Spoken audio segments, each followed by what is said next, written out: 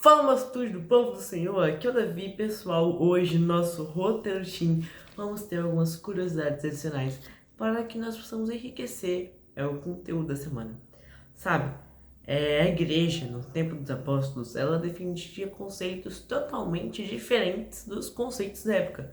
Por exemplo, naquela cultura, no caso dos judeus, romanos e praticamente todos os outros do mundo, era comum eles terem uma cultura machista e todos aqueles que eram mais necessitados, pobres, doentes, eram meio que deixados abandonados. Se é que você me entende, no sentido de ser excluído da sociedade. Só que a igreja, ela atuava de um modo bem diferente. Ela acolhia todos aqueles que eram rejeitados. E isso era um diferencial da época. Outra coisa, sabe, geralmente existe uma visão, uma interpretação equivocada das palavras de Jesus. Jesus diz bem assim: você é Pedro, e sobre essa pedra edificaria a minha igreja.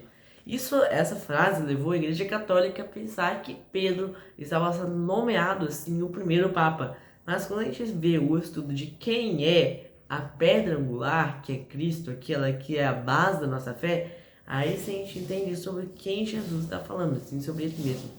E sabe, tanto Pedro quanto Paulo, eles morreram em Roma. Eles terminaram sua carreira ali. Como Paulo era um cidadão romano, ele morreu por decapitação. Já Pedro, como ele era um judeu, ele foi açoitado e ia ser crucificado. Só que ele falou bem assim: eu não sou digno de morrer como meu mestre. E pediu para que ele fosse crucificado de cabeça para baixo, porque ele não se considerava alguém digno de morrer assim como Jesus morreu.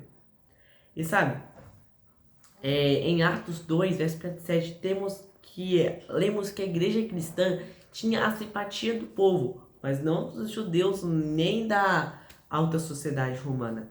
Então essa briga entre os judeus e os romanos, na verdade, não são entre as pessoas, o povo em si, e sim, na verdade, a política da época. E falando sobre isso, no ano 40 depois de Cristo, estimava-se de que 1 a cada 1000 pessoas eram cristãs. E assim, falando hoje, isso é muita coisa, considerando que temos várias pessoas nos países, no mundo todo. Só que como naquela época não existia tanta pessoa assim, então 1 a cada 1000 não era lá tantas pessoas. Agora,